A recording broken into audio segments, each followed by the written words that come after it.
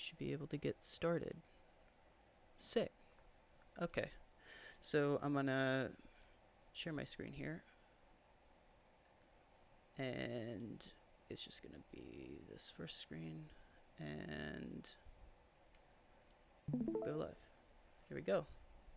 So you guys should be able to see my screen. Everybody good with that?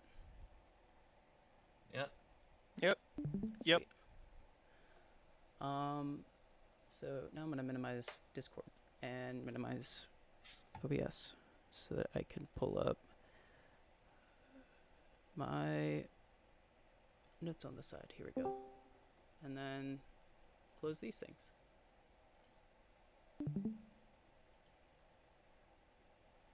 And then we're gonna look at, so we're in typical coding fashion. We're gonna start with hello world, just as a little introductory syntax thing. So actually first we're gonna talk about a few things before we even start that. First, we're gonna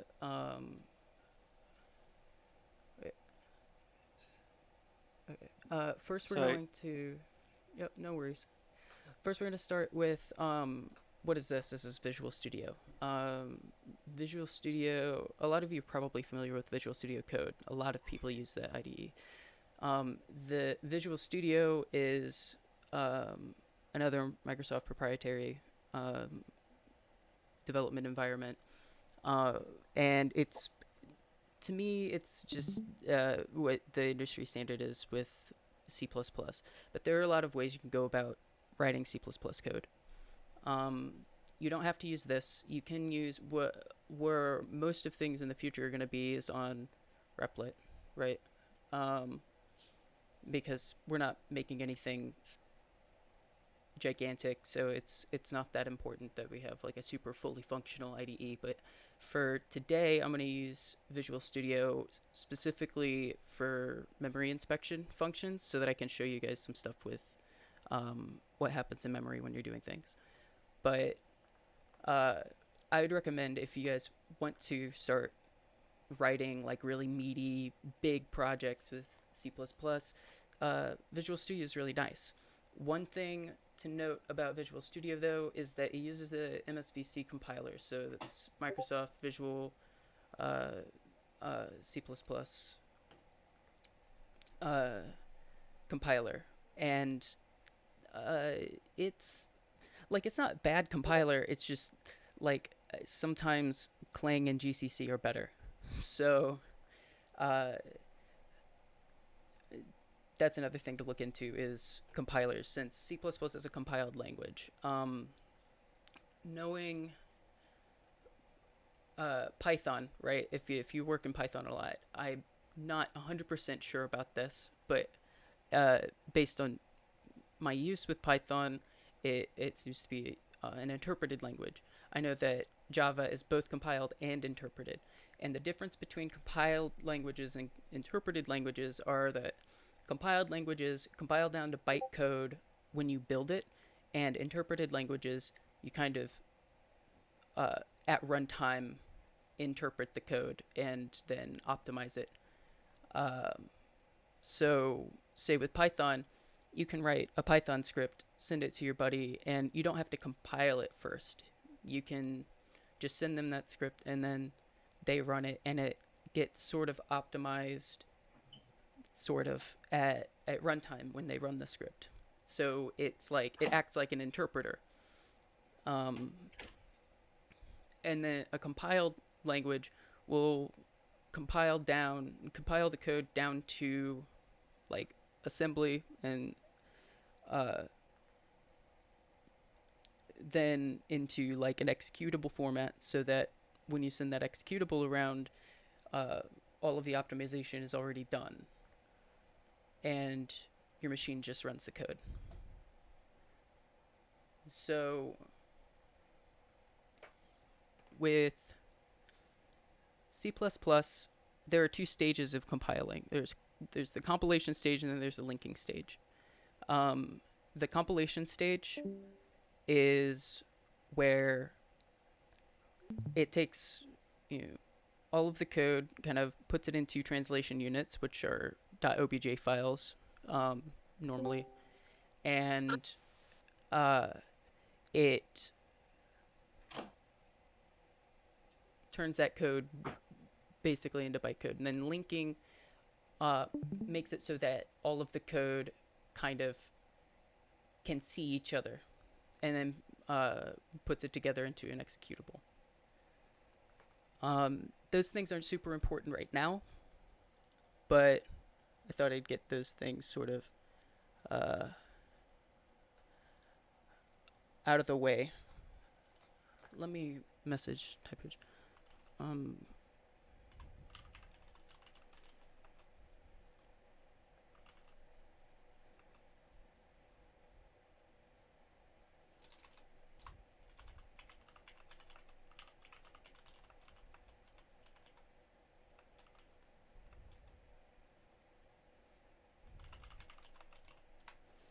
okay, let me just double check that I'm still recording. Yep. I need to make sure that I had some hotkeys set up, and I need to make those hotkeys not a thing anymore.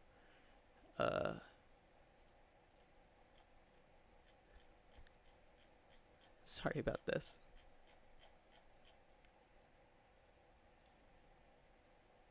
Just double check all the hotkeys.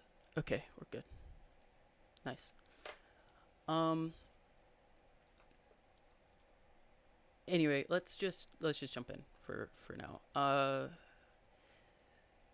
So in Visual Studio, so you've got different files in C++. You've got CPP files and H files. CPP files are mainly what get turned into translation units, but we'll talk more about that later. I'll just call this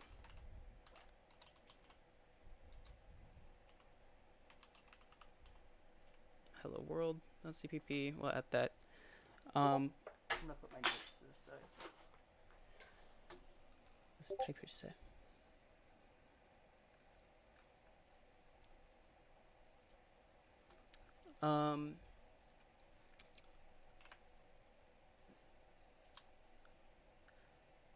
Yeah, we'll start with hashtag include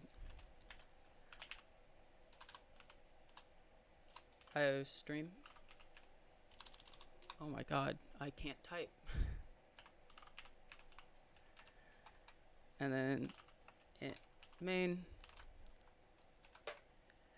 and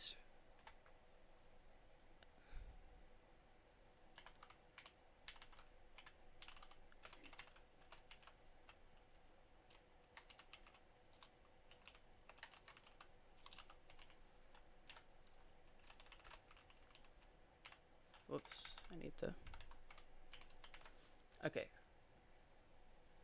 Let's talk about what all of this is. So, include IOStream. This is how you include header files. Yeah, HPP files for headers in C++ is also used.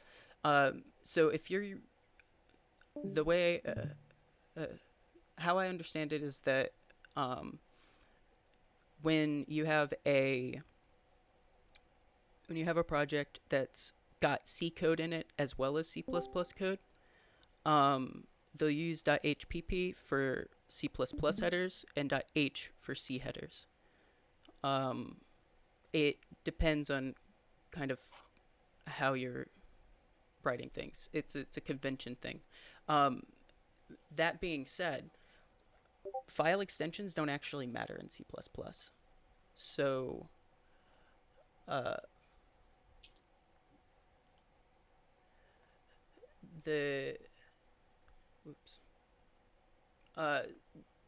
yeah, file extension doesn't matter in C++.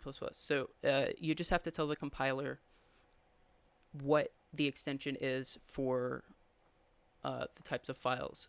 So like you could have .abcd files, and as long as you tell that to the compiler, it's gonna compile it as if it's C++ code. Whereas in something like Java, like you have to have .java files. They expect you to have a class in that .java file, and it's very strict in that sense.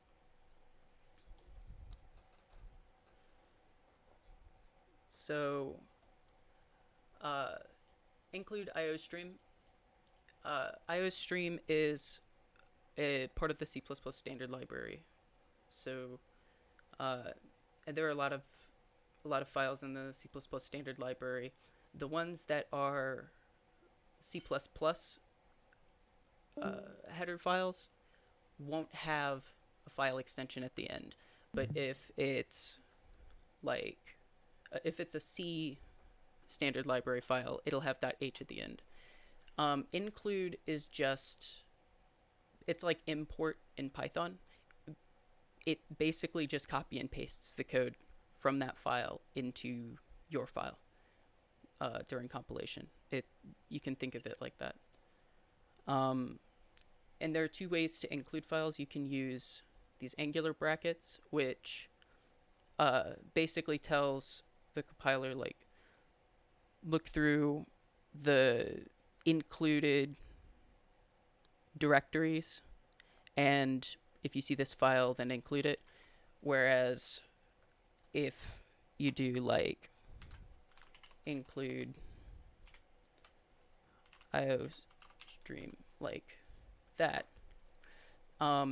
you can have something, say, in your file paths, like in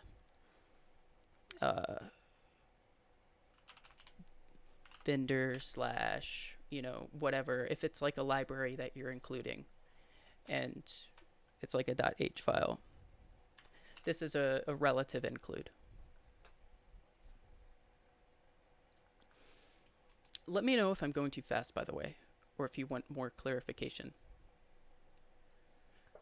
Can I zoom a bit? Yes, I can zoom. Like 150, that should be good. Bigger text. I think historically .c and .h are used for C, and CPP and HPP are for C++. However, I worked a project that used CPP and H files together, just C++. So it's up to convention. It, especially if you're doing some like open source stuff, just to not confuse people, a lot of the time you'll see conventions strictly adhered to. But it's not super important for now, I think. And you can use VS Code for this as well.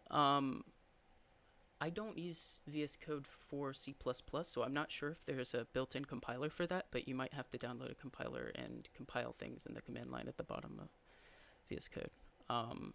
But that's useful to learn. So if I run this, it's going to show hello world and then tell me to press a button to close the command prompt. Same thing as any other. I use Vim. I'm too scared to use Vim. So std : cout. This : operator is a scope resolution operator. So std is the standard library scope for standard library functions. And so you're basically just saying like, and it's the namespace that this function exists in. So if that's hard to understand, maybe I can get into that a little bit later, but cout is just a function that prints to the console. These angular brackets, that's the bit shift left operator. This is an overloaded operator. So this is kind of the same thing as if you were to just say .print and then hello world, right? But instead, use these bit shift left operators. Bit shifting is maybe I shouldn't go into what this operator actually means normally. We'll talk about that later. But then this is just a string. When it's declared like this, I think it's like a constant C string. Yeah. So it's just a const char array. In Java and in C++, because there are C++ strings, you just have to include string, same way you include IOStream. That those have a bunch of different functions that come along with them.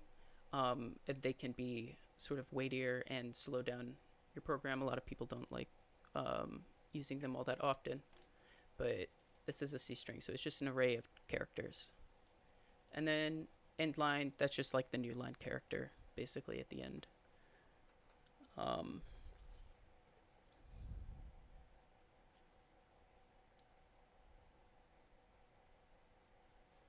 Yeah, so if you know Java, the C++ is going to be a lot easier to learn than if you're starting from Python.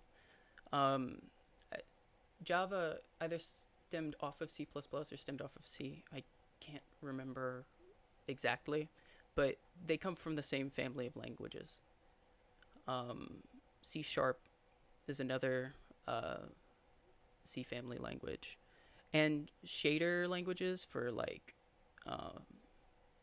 OpenGL and DirectX, stuff like that. Those are usually written in a C style sort of language.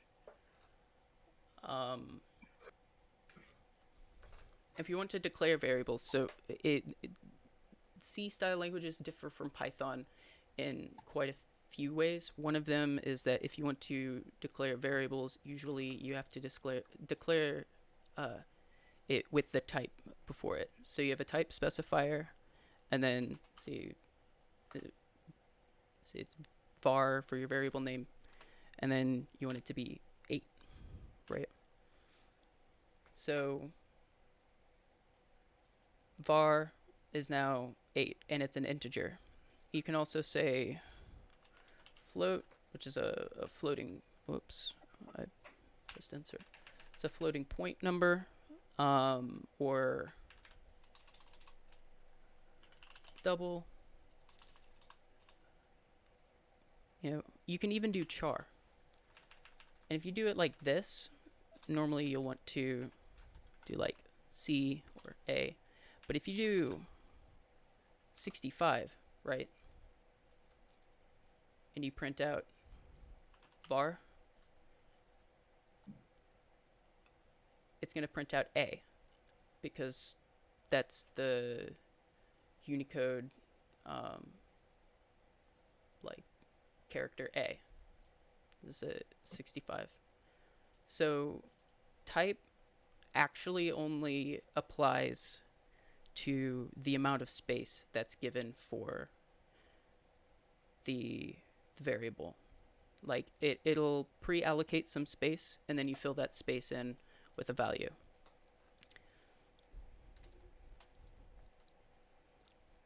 Right. So it is the ASCII numeral representation of A. So if you, I don't memorize these things, but I wanted to have this information ready for you guys. So in my notes, I've got a character char is 1 byte. I think a lot of people pronounce it car. A float is 4 bytes. So here, it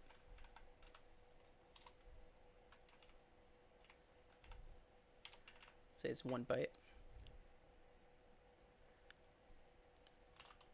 Int is 4 bytes.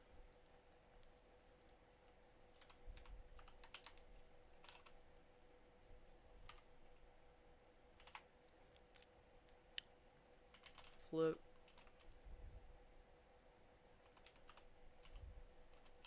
is 4 bytes. Double, which is named double because it's twice the length of a floating point decimal number. By the way, I'm gonna do this. Okay, double. This is gonna annoy me.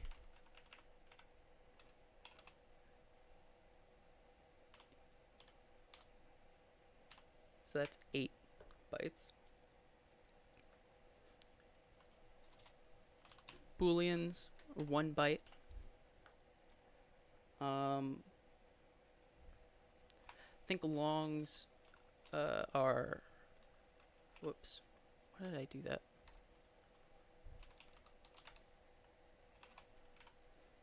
Wait, I guess you get the point, right? There are different lengths for each variable type.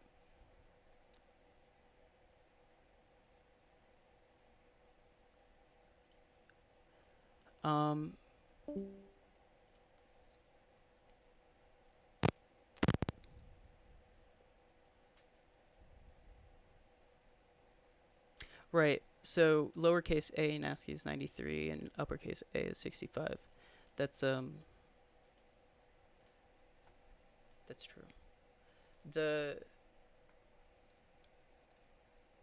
So the differences here are mostly just in the amount of memory that's allocated. So a byte is 8 bits, right? And each bit can hold a 0 or a 1. I think most of you are probably aware of that. Some things to note. A Boolean variable, which is just true or false, right? 0 or 1. It doesn't really make sense that it would be a whole byte, right? That's 8 bits. Why would you need to hold 1 bit of information in 8 bits? But the reason for that is because memory is addressed in chunks of bytes. So each of these variable names refer to a specific memory location when it's compiled. And that memory location is an entire byte of data. You can figure out what that memory location is by doing, by defining a pointer variable. So if I do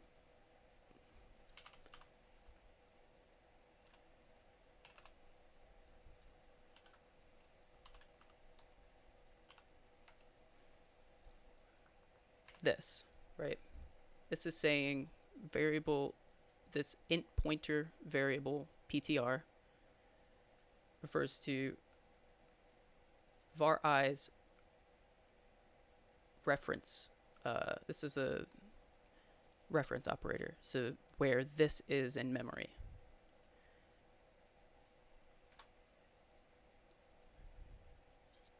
Int star is, yes, so it's a type here. So you can put this star operator before any of these, right? And it'll be a pointer. And that just points to a specific data location. So if I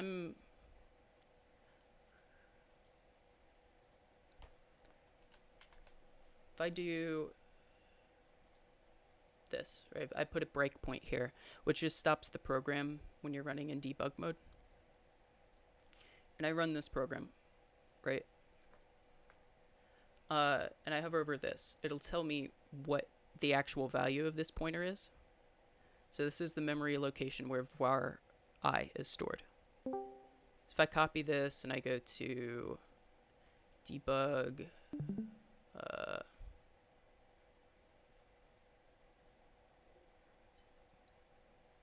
debug Windows memory 1, right? And this is the memory viewer. If I paste in and get rid of all of this stuff on the outside, right, it'll show me at this memory location the value is 4, which is the value of var I, right? This is all in hex, by the way, so if it were larger than 10, it would be like letters and numbers. But that shows you, this is why I'm using VS Code, Visual Studio right now, is to show you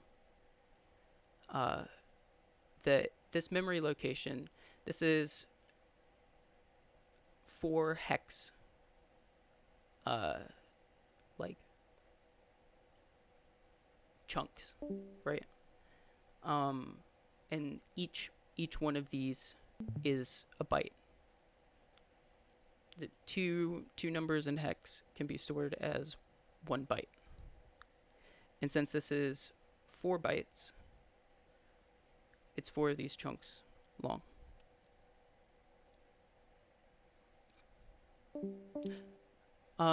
This feature is part of Visual Studio, not VS Code. Or I don't know if it's part of VS Code, but uh, just viewing the memory address, I don't think it's particularly, might not be special to VS Code. There are a lot of different applications that will allow you to do this, but I just know how to do this in Visual Studio.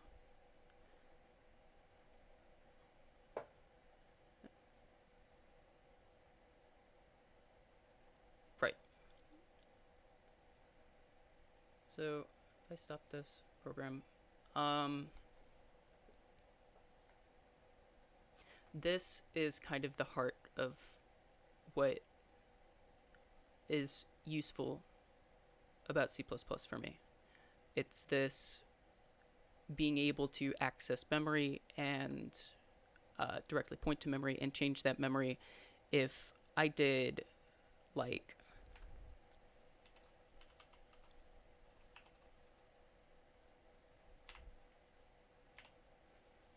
that, right? And then I print out var I, right? If I do first, if I print out var I before that, right, it just prints out 4 because that's what we assigned var I to up here. But now if I dereference this pointer and assign it to 7, it prints out 7. Even though we're still just printing out var I, since this pointer points to the memory location where the value of this variable is stored, if I dereference that pointer and change the value, then it's going to change for that variable as well.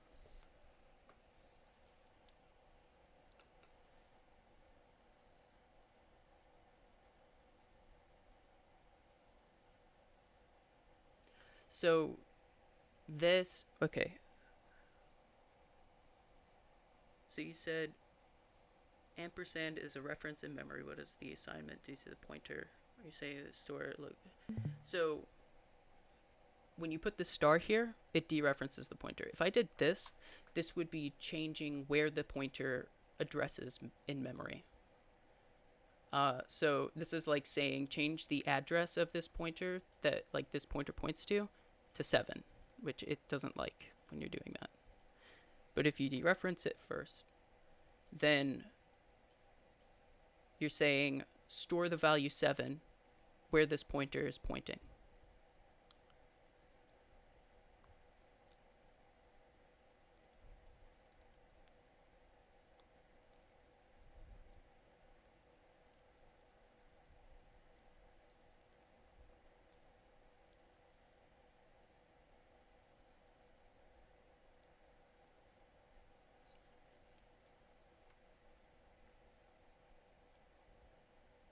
I want to chill out because I feel like I'm going a little bit fast. Does anybody have any like questions so far? I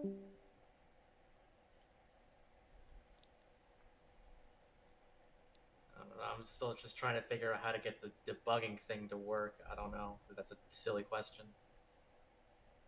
Oh. So the way that I did the thing with the debugging thing is I just left click on this sidebar. That's how you put a breakpoint there. And if you run it and go to debug, Windows, wait. Oh, it'll show up when I do this, right? Debug, Windows, and then memory, and then memory 1. Then it'll show Hold up. on. You hit like that play button, that continue up there, Mm-hmm. is just like, it's on mine. It says like select startup item.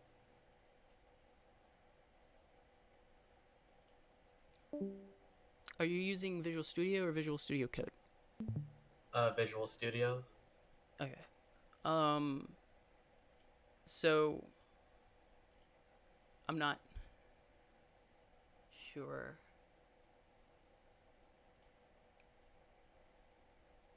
Yeah, I'm not sure what the problem is that you're having. Yeah, like how to solve that. Sorry. Uh. Nah, that's fine. So I'm gonna look at this chat here. It is make a pointer to any type, and then var name or charsar. Yes, and to access the memory location of another variable, use ampersand. Right. So ampersand gives you a reference to that variable, and this dereferences a pointer. Let me show you a. Let me actually start by showing you a good use for this. Right. Um. So let's say do void mutate int, and then we take in an int pointer var, right? Or let's, instead of mutate, let's say increment.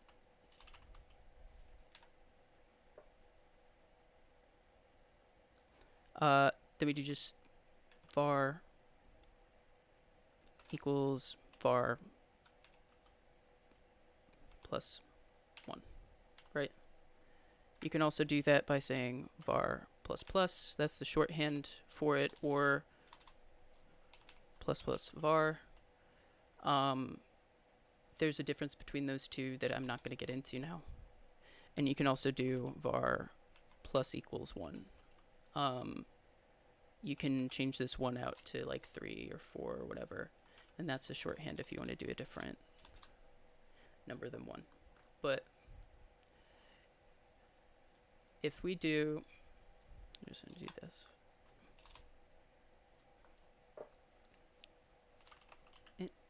V equals like 3, right?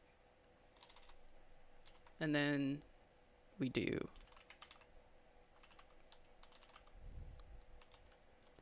increment int and v, right? So we get the reference to where this 3 is being stored in memory. When we print out v,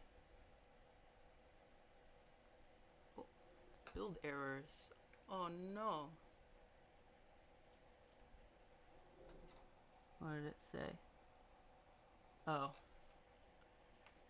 This is why forward declaration is important. Okay.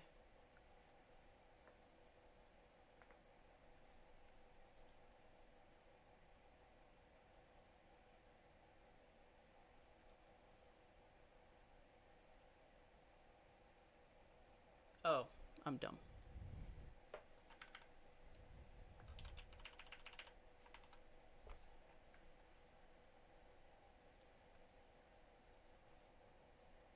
And that'll give you 4 out, right? So instead of 3, it gives you 4. You can do this even.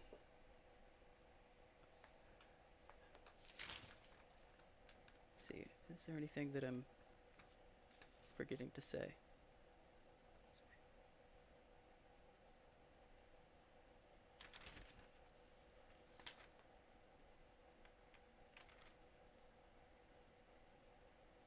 Okay. You can do this even by just doing this and then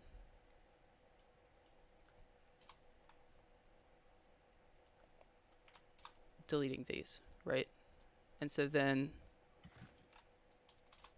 if you just put v in here, now you don't have to like dereference it or whatever. It's just going to take this in, and it should print out 4 because it takes the reference from this variable. You're passing it by reference rather than by value. So normally, if you don't do this, right, you're just going to pass in this variable var as a value. So it's going to pass in the value 3, assign it to a different memory address, and then it's going to mutate that different memory address.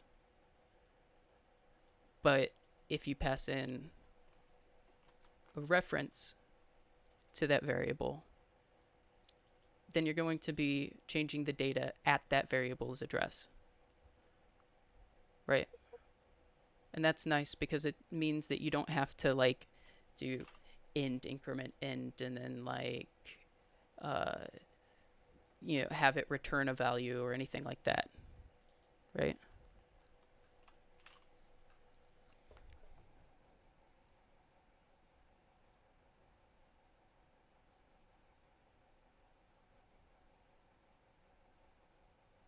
Does that make sense to everybody?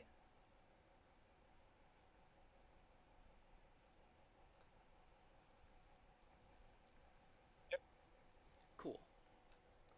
Great. So there are other ways that you can use these pointers as well.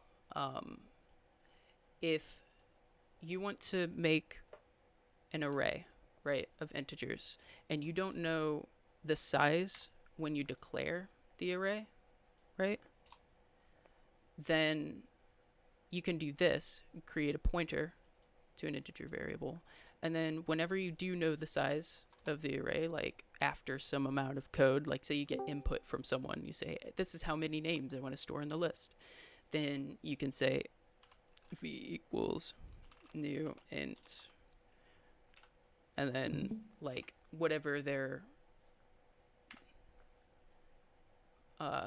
input was, right? So this is going to allocate space for 5 integers after this pointer v, right? And if I'm going to do this in the line now, so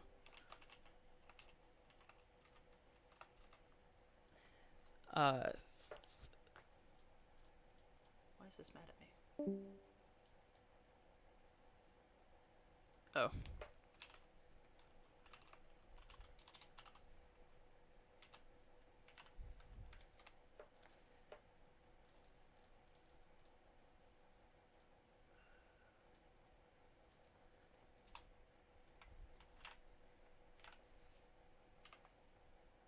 Whoops.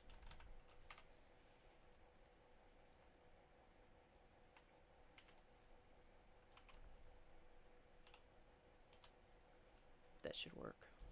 Okay. So you can print out like v1, right? And that'll be fine. Like it'll just print out the first value. Sorry, that'll be the second value. So you print out v0 or whatever. Or you can print out, just copy this line.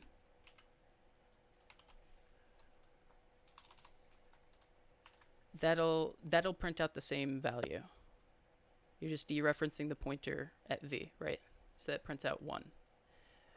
So if you do v++, right, you're incrementing the pointer, not the value at the pointer, right? Oh, it's not going to let me do that because I declared it like this. Huh.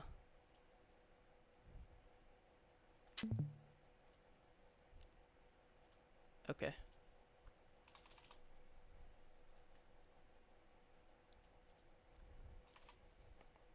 You know what? I think I came prepared.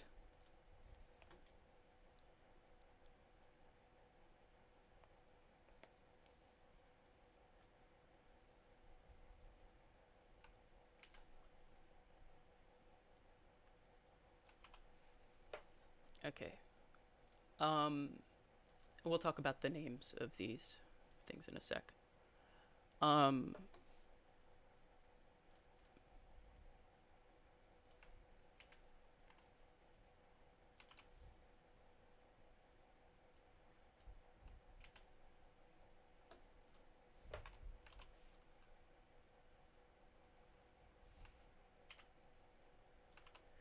so this is assigned on the stack and this is assigned on the heap. That's basically what's happening here. That's just the difference here. But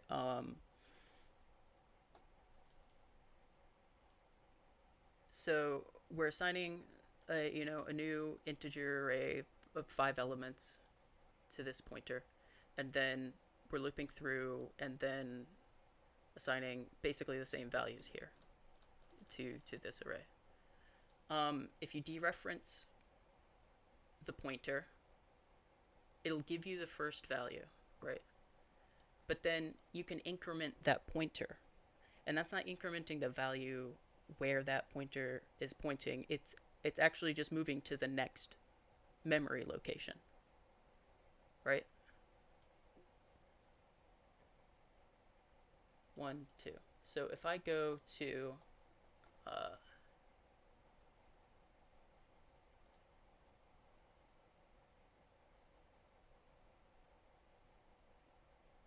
yeah, if I pause there, I do, whoops, run this, and then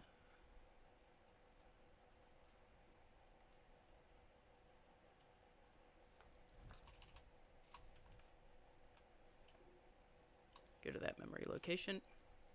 So we see this first integer value 1 in all 4 of its bytes, sorry. And then the integer value 2, then the integer value 3, and the integer value 4, right? So what we do when we're incrementing this is we're not changing this 1 to a 2.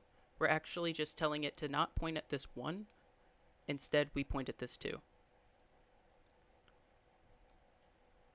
And that's how arrays are actually just stored in memory. They're stored one after the other. Each of the values, just one after the other. So if we... Oh, I just stopped the program. Yeah, so this memory location is now going to be different after we increment it.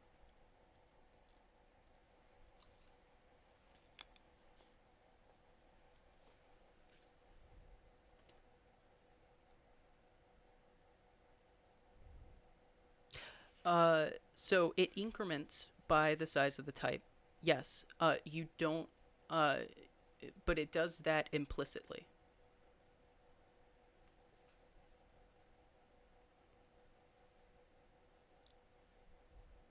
So you don't have to specify that.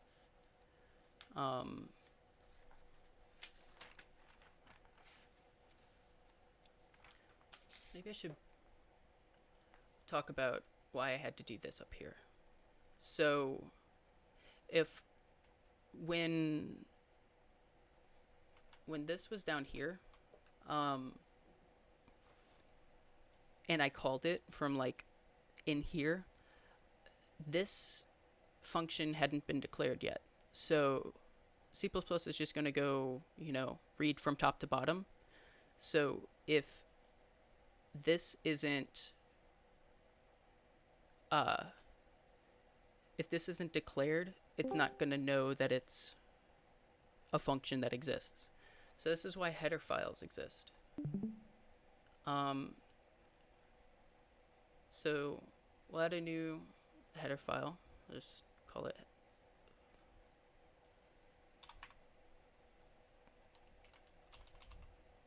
hello world.h, right? And we'll talk about Pragma once.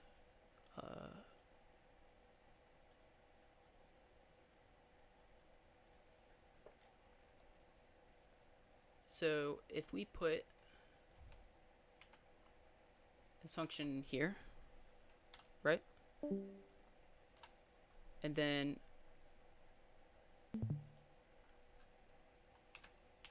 include.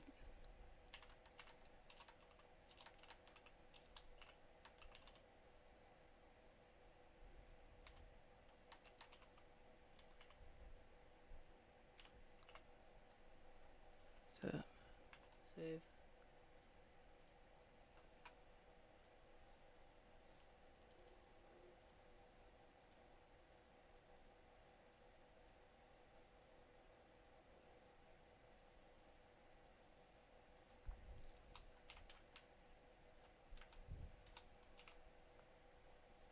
Okay. And we include this file here, right? It's gonna see this before it runs any of this. So if I do, uh,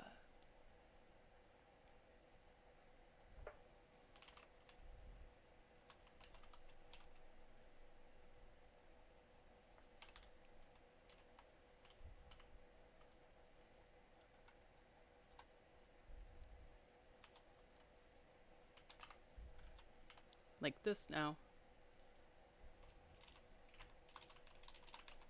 Oh no, there we go. Then it should compile and run. It's not going to be mad at me, and it's going to increment the way it should. But if we didn't have this include, it would give me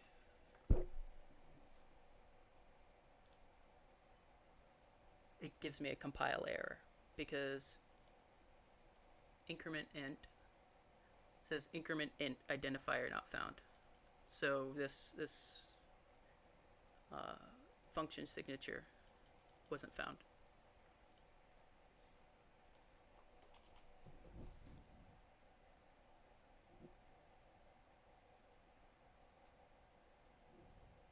Why and var? So that if I do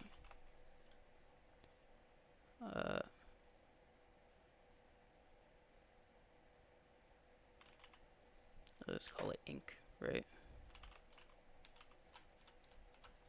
Then I have to return var plus 1, right? And then we do var equals ink var. Oh.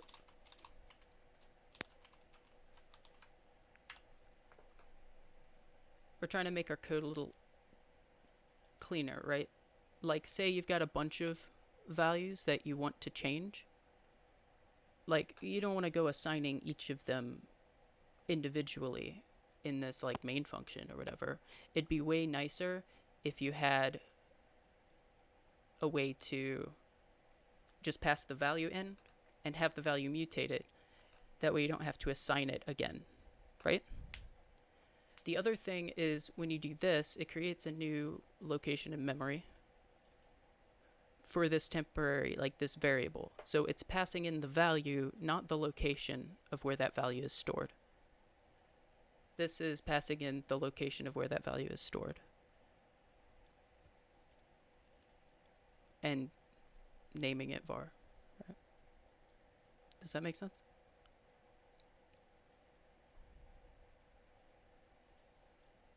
Okay. So Pragma wants, this is called a header guard. This is so that if, like, say hello world, if we want to use this header, if we wanted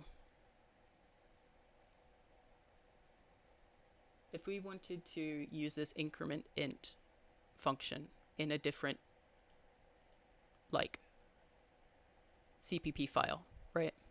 We would have to include this hello world.h again.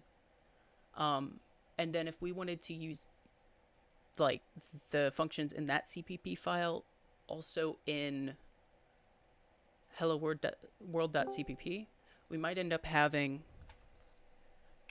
something where when the, because remember when this hashtag include, this is called a preprocessor directive. Whenever this preprocessor directive is resolved, and you have, and you're including files that are including other files that you're including, that was really bad. I'm so sorry. This is my explanation of this. but like say we had another .h file that included hello world.h, then when the code gets pasted in, right? Because that's what this include directive ends up doing. We would get basically the same thing, right? It would paste in another include hello world.h. And that's bad because if we define something like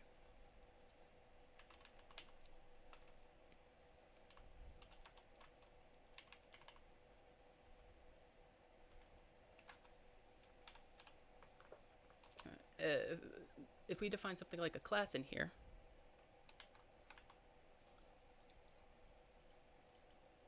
why is it showing me red? And we don't have this header guard, then it's going to say that this was defined twice. And you can't do that. You can't redefine a class or a struct. So it's going to give me a compile error. It's going to say my class type redefinition. And it's going to be mad at me for that. But if I do pragma once,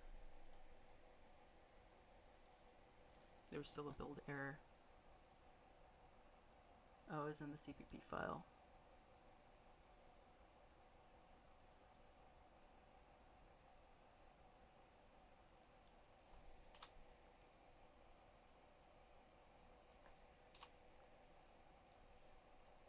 Is this gonna fix it? Yeah. Oh, it was because ink wasn't defined before in the header file. Now that we do pragma once, it's not going to redefine any of this stuff. It's only going to include this header file once when it's compiling.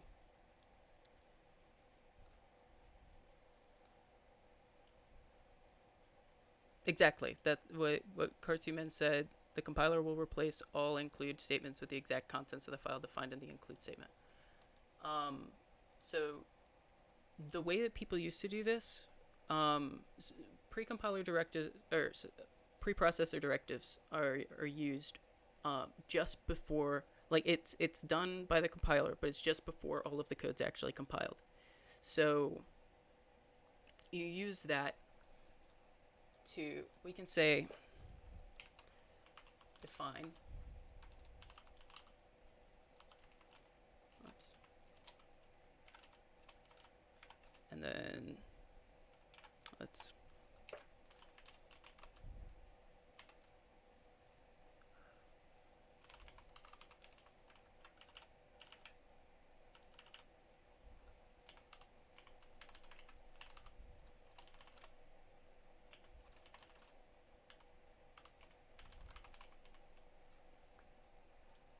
so what this is going to do is it's going to allow us in here to do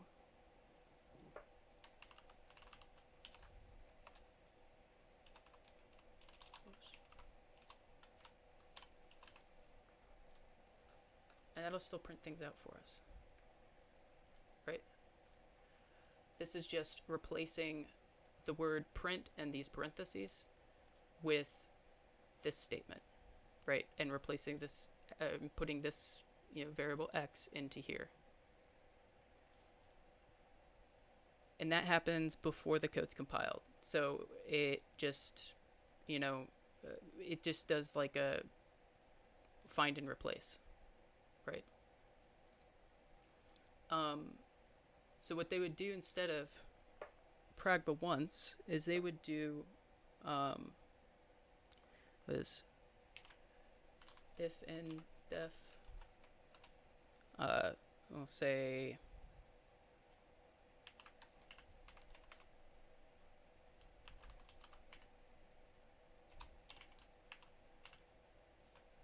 then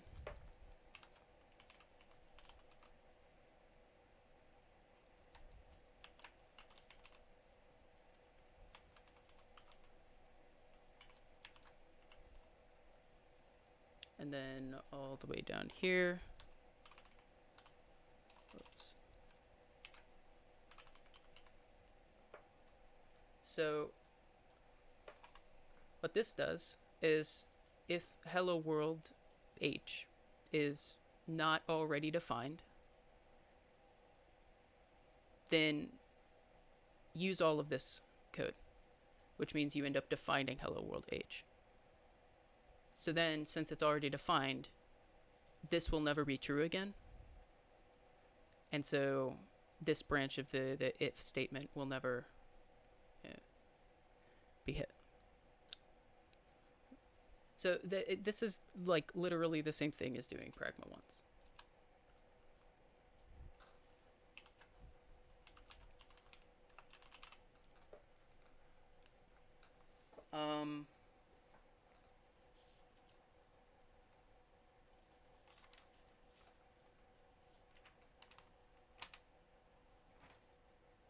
If you're ever curious about the size of a variable type, you can do something like that, right? And that just will give you back, it'll just return the size of that variable type.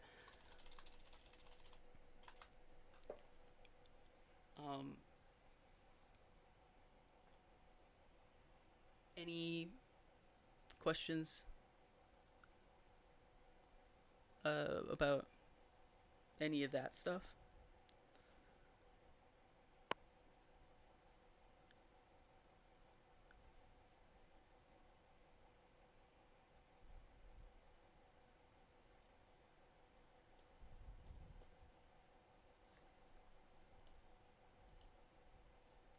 Pretty clear. Good, because it doesn't feel like I'm explaining things clearly.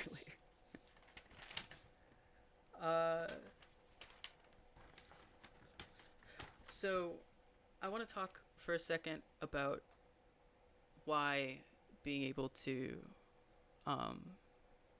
access memory like this is useful, or like talk about the specific memory locations and stuff like that. The reason is because when you're working with a large set of data, right, and you want to process all of that data, you don't want that data to be in a bunch of different places in memory. It was worse when, like for people who have hard disk drives, it's worse with that because there's actually like lookup time to find the different memory addresses and stuff. But with a SSD, that's not really much of a problem. Like there's no lookup time. But if you have data in a bunch of different places, then when you send that data to the like L1 cache in the processor, which is where it stores the information it's about to operate on, you might not have all of the data that you need there. And so then you're going to waste processor cycles, like time that the processor could be doing something, bringing that memory into the cache. I have data transfer is kind of the main bottleneck for most application like runtime bottlenecks, I guess, right? In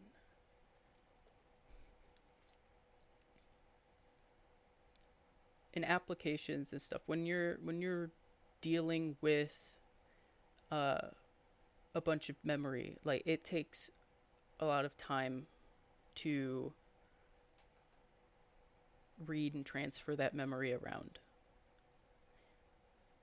It doesn't take much time to actually perform operations on that memory, depending on the operations that you do. I mean, inverse square root is a famous one that's pretty expensive, but like getting memory, even from RAM, right, it can take many cycles, and that's not great. That's just your core, your thread or whatever is just idling while it waits to get the information it needs to do what it needs to do. Um, so having data stored contiguously in memory, like in arrays and stuff, can help out with that. And uh, it also allows you to uh, vectorize the operations, so you can have multiple pieces of data uh, operated on at the same time.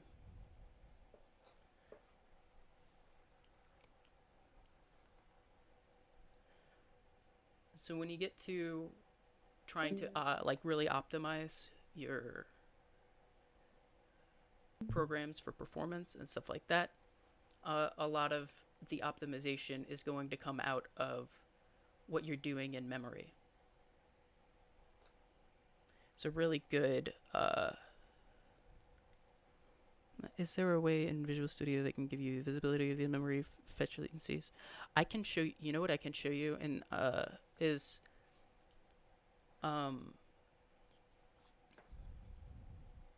Well, you can actually do it. Well, I don't know if you could do it like that. I'm just gonna show you something real quick that I have.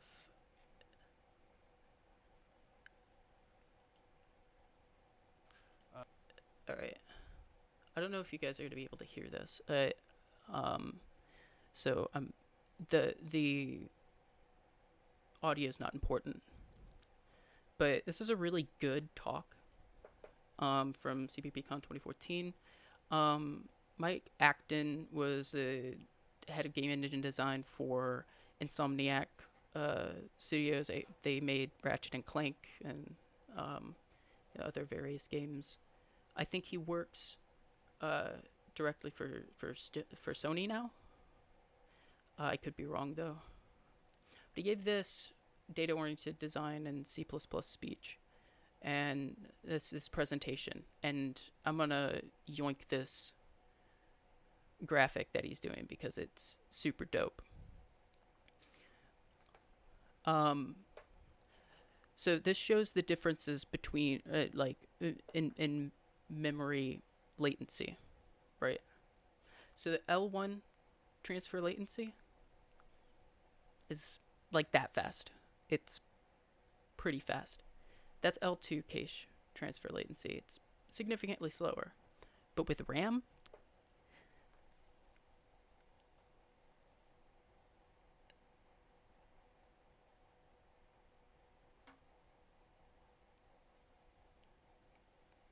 yeah. And this is to scale. So obviously it doesn't take actually that much time for each of those. It's blown up so that it's a easier representation, but it is to scale. That's that can be a big problem, especially if you're working with a GPU, because GPU actually trades off higher. It has higher memory bandwidth for higher memory latency as well. So you can work on a whole bunch of data at the same time in a GPU, but if your cache misses are really expensive on them.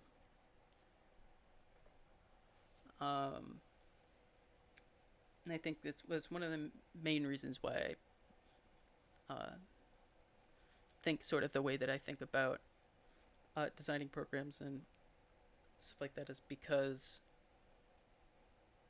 like right now, I'm working on a Vulkan rendering engine with my friend Luke, and this is super important. If we want it to run at a reasonable speed, then we have to take these things into account.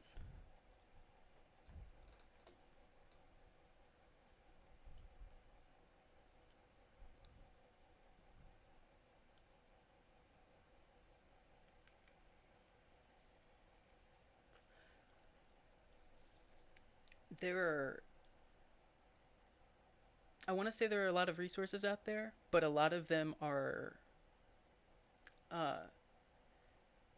terse and dry. and not fun to read. Uh, I recommend a lot of uh, a lot of what kind of got me started on learning. Some of this stuff was the YouTube channel of the Cherno. He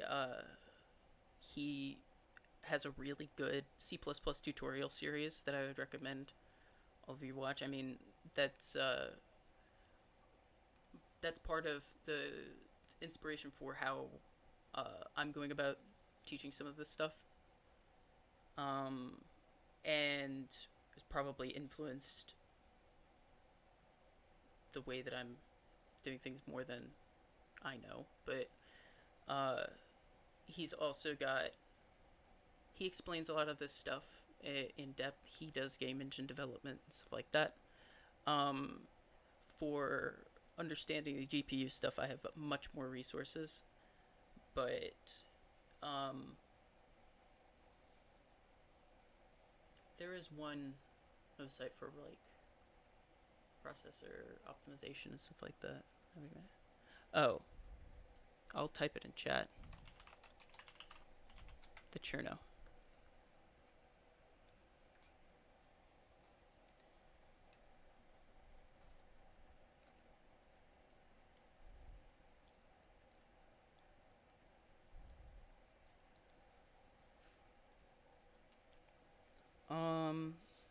What else did I want to cover in the first section? So, oh, uh, when you allocate pointers and stuff, you gotta be careful. Um, so if you have like a class or whatever, you say like int pointer my ints or something like that, and you end up assigning this pointer to something. As long as this class declaration is in scope, I believe, these pointers will not get destroyed. So if you allocate stuff on the heap, you want to at the end of using them, like at the end of your program, say you do right at the end of your program, you want to do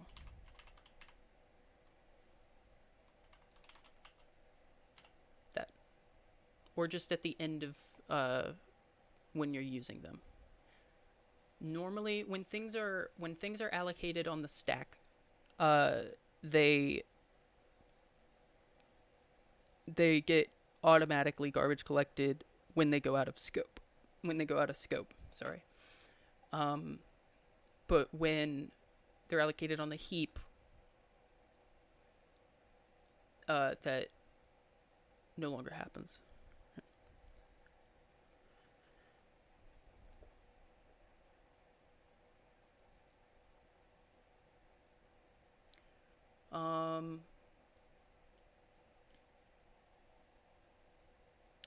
Stack memories.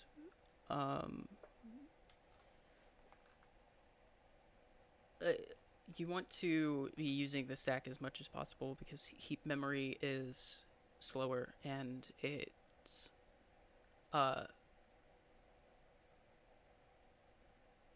it's where you're gonna have memory leaks, right? Can you make just a scope? Yes. If you do this and you type shit in here, it's just gonna be a scope.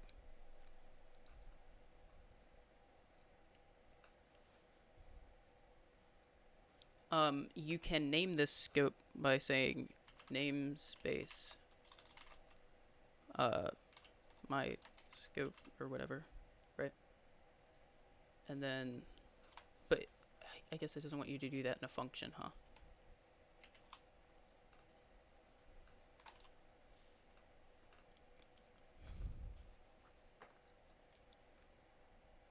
But yeah, you can define just a scope by just with brackets. I think that's a good way of thinking about scopes, is between the brackets, right? But it can also be confusing to think about that way, because if you have an object that's floating around and gets passed between a bunch of different functions or something like that, like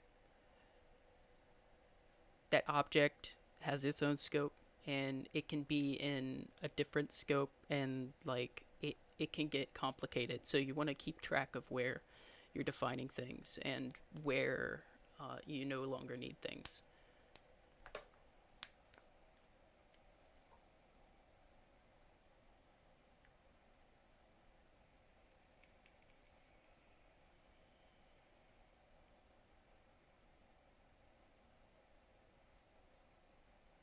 I guess we can get to.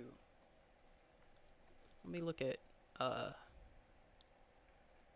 else I had prepared, because I had quite a few things. Oh, you know what? We can do it here. We can do.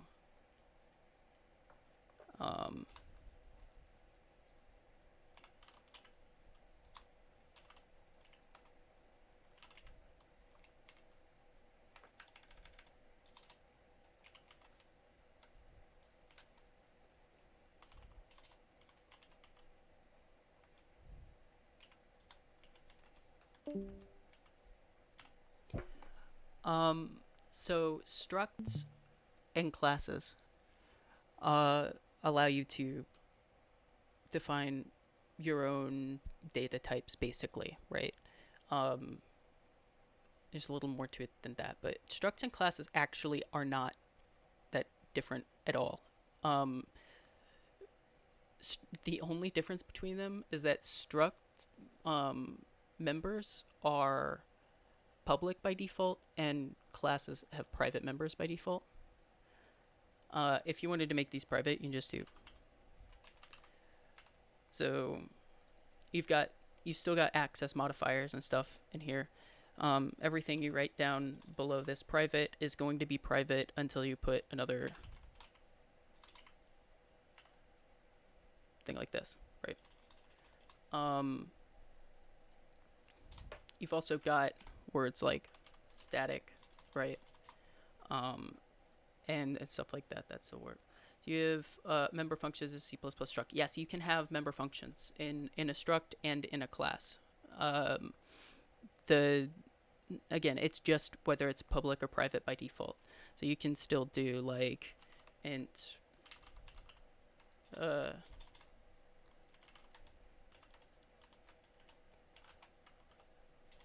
wait, this shouldn't be an int.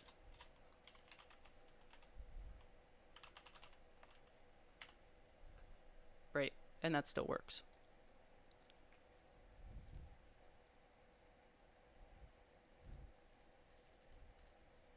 Yeah, so most people conventionally, most people will use structs as just piles of data.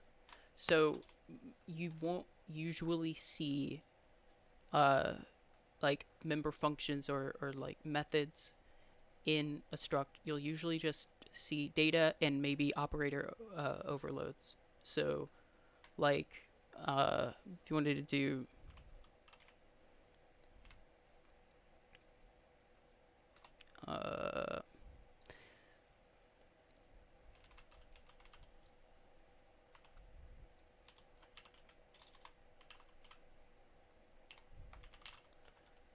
and wanted to implement like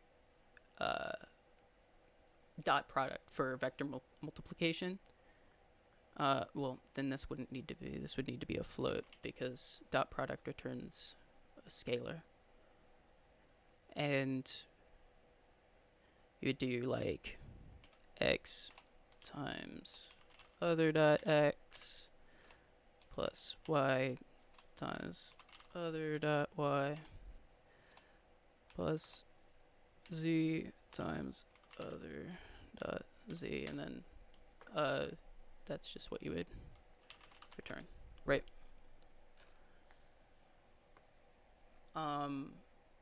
So you can still do things like that with structs. Just kind of makes data types that you want to define like a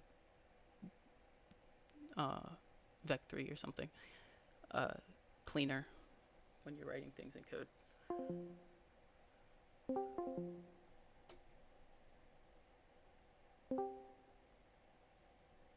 Whoa.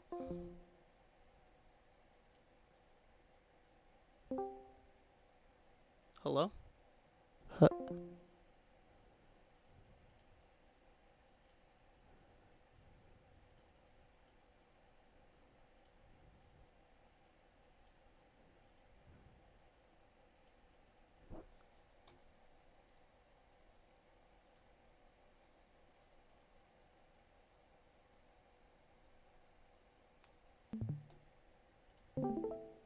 Sorry, my internet disconnected. Can you still see my oh, Yeah,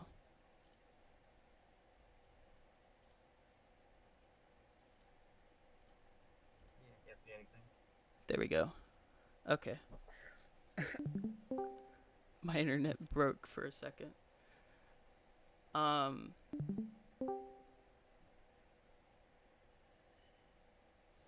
Let me see. Let me make sure I'm still recording. Yeah, I'm still recording. Cool.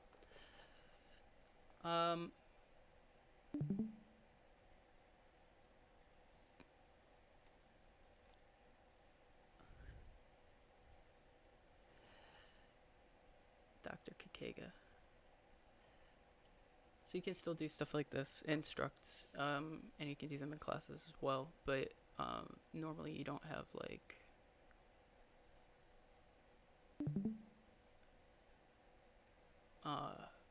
you have methods and instructs.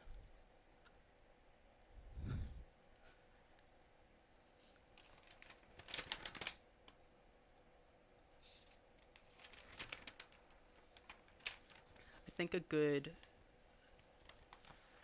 oh,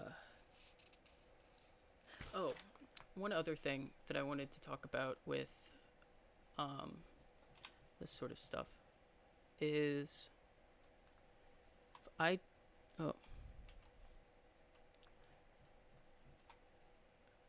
do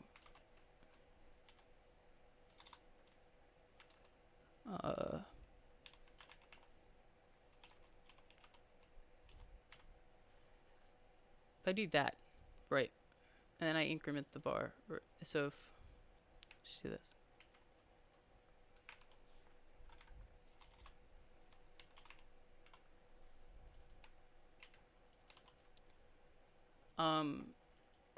This is going to have the same value as var, right?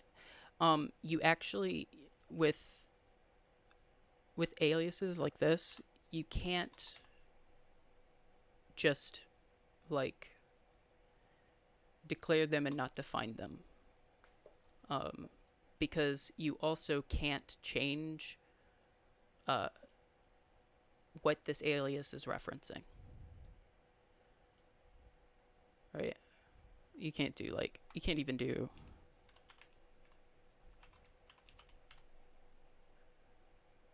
I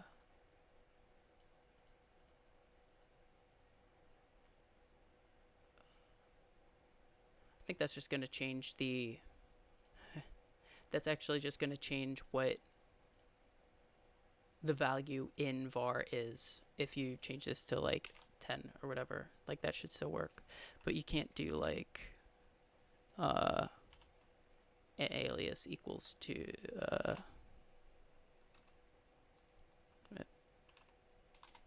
n var or some, whoops, like that. It's not going to be happy with you trying to do something like that. So, but if you do this, right,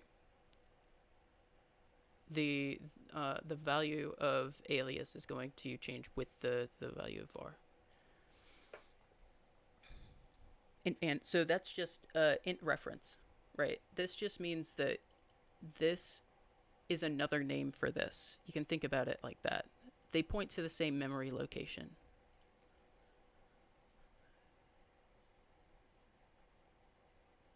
So you use a pointer. So you use this when you want to deal with just that specific reference, right? But if you're using a pointer, you want to have more control over that memory location. So this is just kind of like, don't make another copy, because if you do like this alias is just going to be a copy of this value, but in a different memory location. This says the alias is actually just the same memory location as var. Right.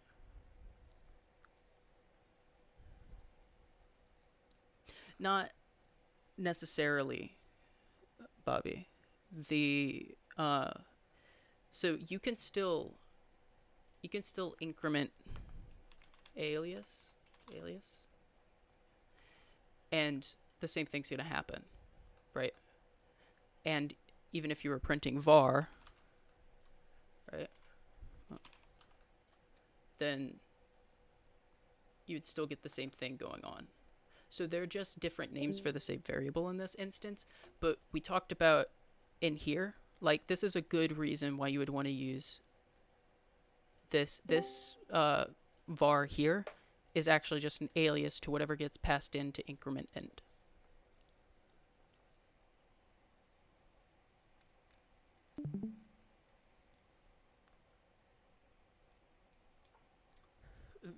Oof, they tripped on refs.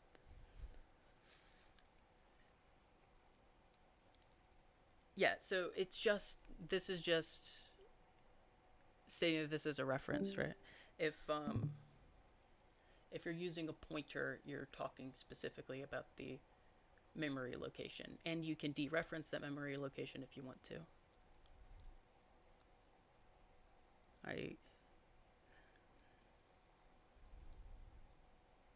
This is so wild. I'm floundering a little bit. I thought I was prepared. Yeah, that's a good way of thinking about it. Because with pointers, you can accidentally be like, oh, set this memory location to a different memory location. Now you're pointing somewhere completely different. Pointers, you can easily mess up with pointers. And like start writing into memory locations you don't mean to write into. And you can also forget to clean up pointers, and if you forget to delete them when you're done using them, that's where you get like memory leaks. So that memory is still being held, like it's still saying, okay, this memory might be referenced somewhere else, so it's not going to clean up that memory. It's just going to keep it somewhere, and even if you're not going to use it again. Yeah, so to delete them, say if we do this and then right, just make sure this all works. You can do just the word delete, right? And if this is an array of values, you have to use the array operator, right?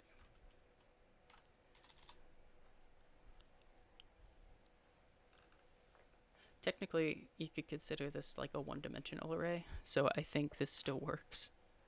But yeah.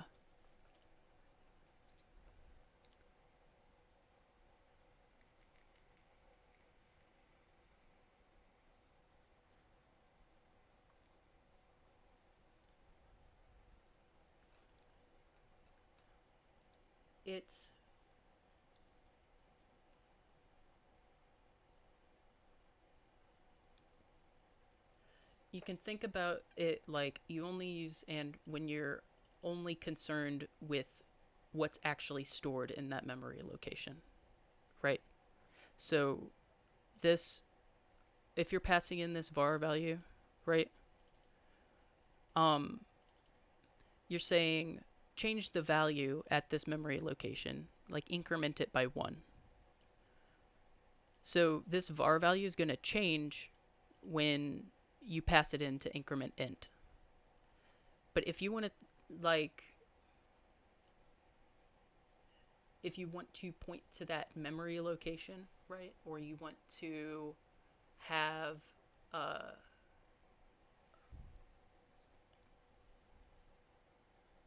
okay, yeah, you need to allocate with new to delete. Because delete, I think, removes memory from the heap rather than because when it gets automatically garbage collected when it goes out of scope when it's on the stack.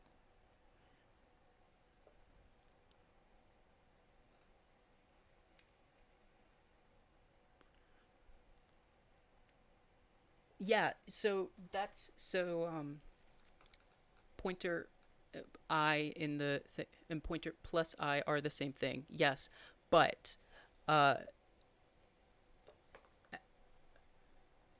no, evil evil bug wait, so the this this actually this resolves first. So if you're doing wait, no, you're right. You're right. Sorry. Yes. Yeah, you're right. So yeah, the star operator resolves first. That's something you need to keep aware of. Um, so you don't need how do I say this? If you're trying to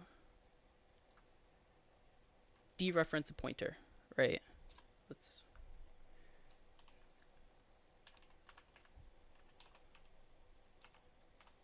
right. So you can set that equal to 20, or you can add 20 to it, right? And that's going to give you 10 plus 20. But if you want to go 20 deep into an array, if this were an array, you would need to do this because that's adding 20 indices.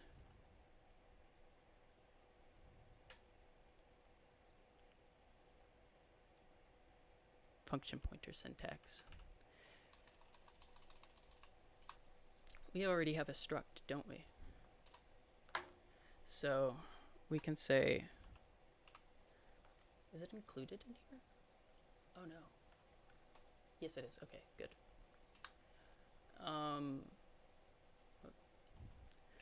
Vec3 are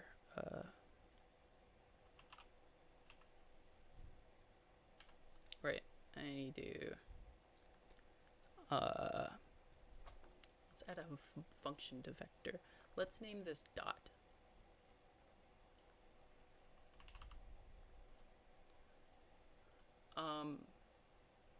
Say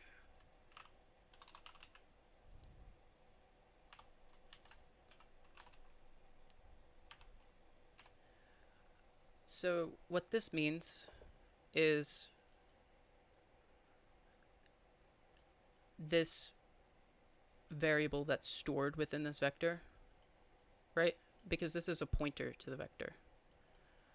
This is the same, that you can think about this as the same as saying that, right?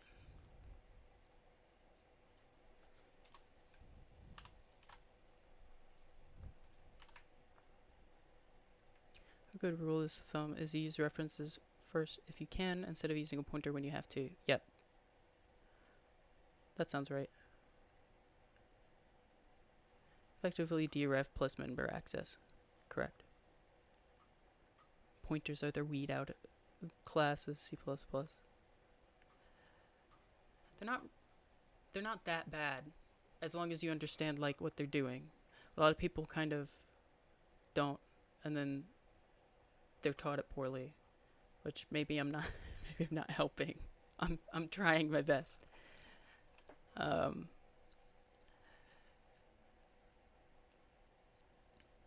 That YouTuber I mentioned, the Cherno, he's got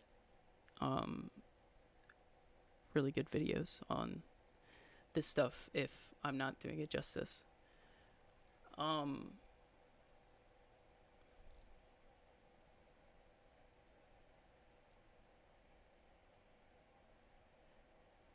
Also, if you don't like normally people like to declare their like types as the type that they're going to use it for, but you can use auto to auto declare.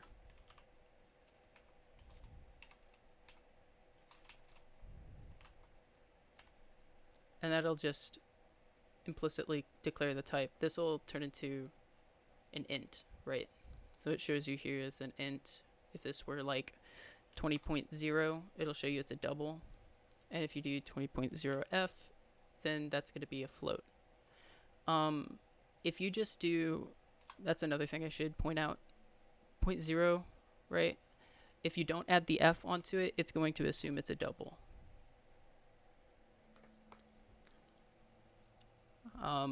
Doubles take up twice the amount of space as floats, so if you don't need all of that space, then you might want to use a float instead.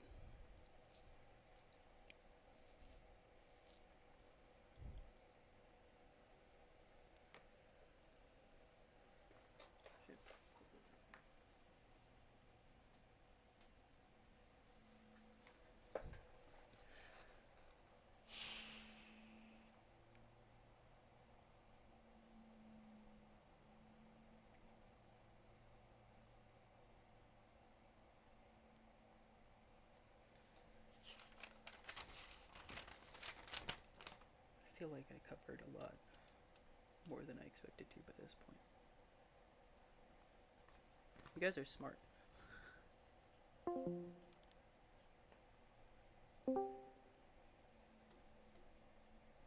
Oh no.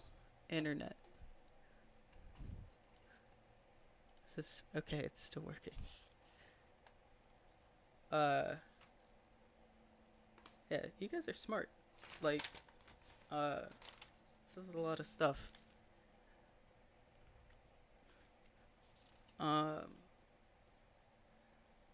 Big brain. Got a lot more things that I've written down to eventually get to.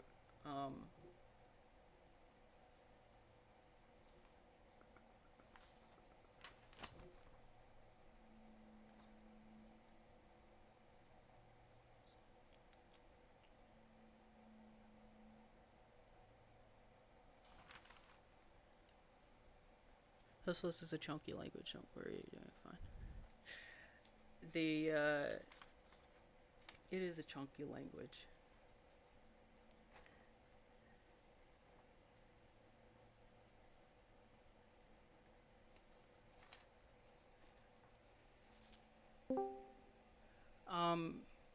What I might want to do is start to wrap things up. I know it's only been like an hour and a half, but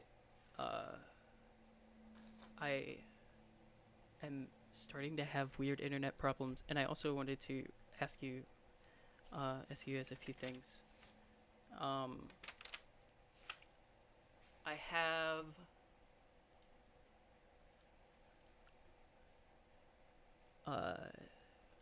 Replit, like I guess the repos, right?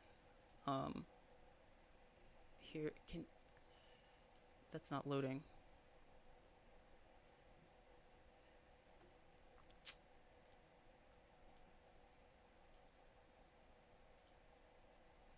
Please reload. Hit reload. Okay.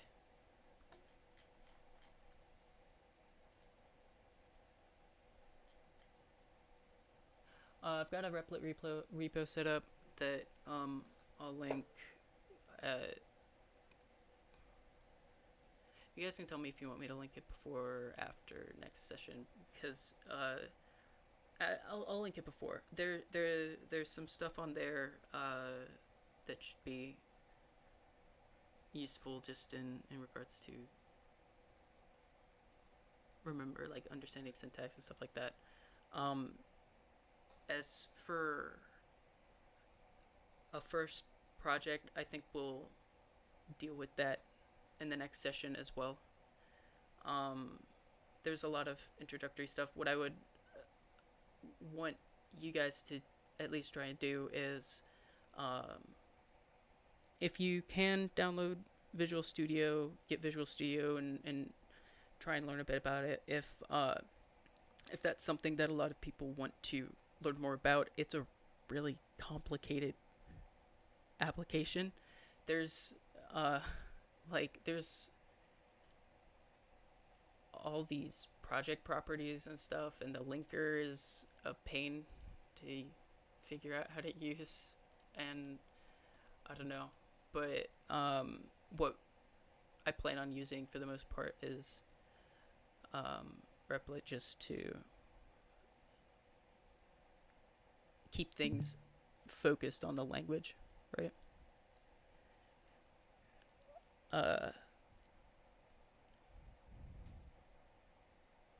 JetBrains IDEs are also very good.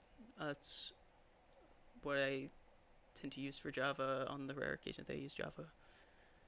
Um,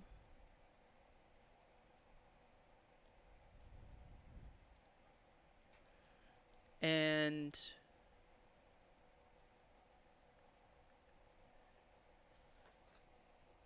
so I would recommend that you find some way to start coding in C++ and compiling it, and try and mess around a bit with seeing how you can use pointers and references and get used to using them, because I think messing around with them is a really good way to understand them. Um,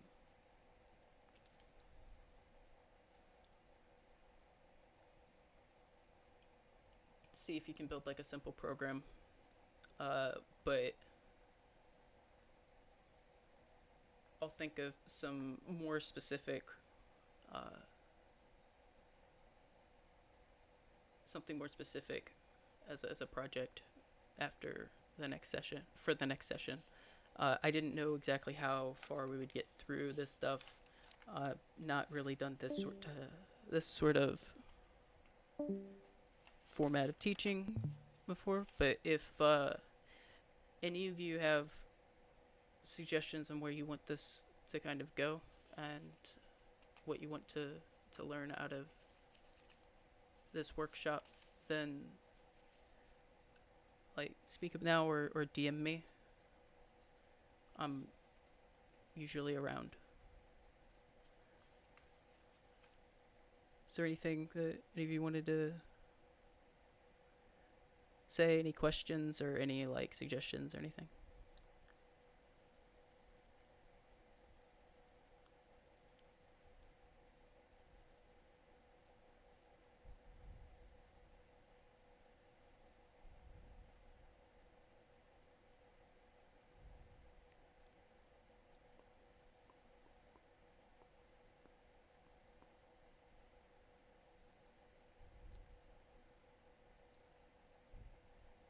I'm glad you learned something.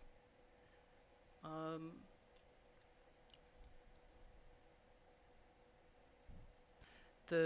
think next time we'll start to talk a little bit more about like object-oriented things, and get further into that. I expect that this workshop is probably not going to run on as long as the Python one. Like there'll probably be fewer sessions, and I don't know if the sessions will be as long, but I guess we'll see. If you have any suggestions or anything about the format that this is done in, then let me know about that too.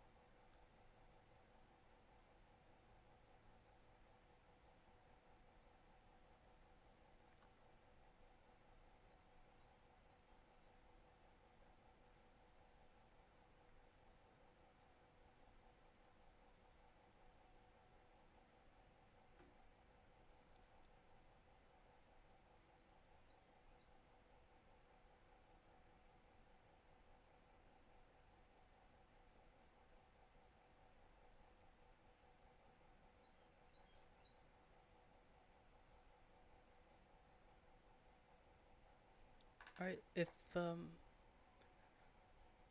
one has anything else to say, I'm gonna end the recording, and like I can stick around a bit, just in this voice channel if any of you have anything you wanted to ask me or anything like that. For now, I think I'm just gonna